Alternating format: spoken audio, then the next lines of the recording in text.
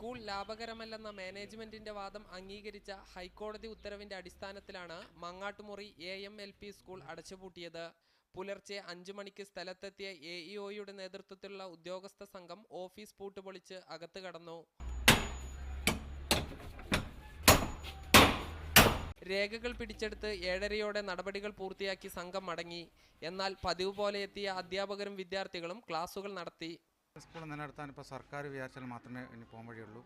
സർക്കാർ പെട്ടെന്ന് തന്നെ തീരുമാനിക്കും. സമീപ പ്രദേശങ്ങളിലൊന്നും മറ്റു പൊതുവിദ്യാഭ്യാസ സ്ഥാപനങ്ങളില്ലാത്തതിനാൽ ഇനിയെന്ത് ചെയ്യുമെന്ന ആശങ്കയിലാണ് വിദ്യാർത്ഥികൾ.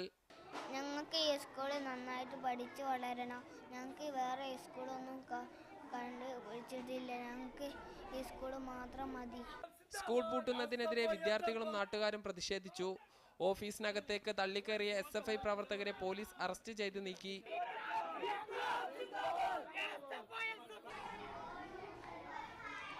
നിരവധി കുരുന്നുകൾക്ക് അക്ഷരം പകർന്നു നൽകിയ ഒരു സ്കൂൾ കൂടി അടച്ചുപൂട്ടിയിരിക്കുന്നു. ഇനി ഈ കുരുന്നുകളുടെ ഭാവി ചോദ്യചിഹ്നമാണ്. ക്യാമറ പേഴ്സൺ ഡാറ്റസ് വേലായുധനൊപ്പം സാജിദ് അജ്മൽ, മീഡിയ 1 മലപ്പുറം.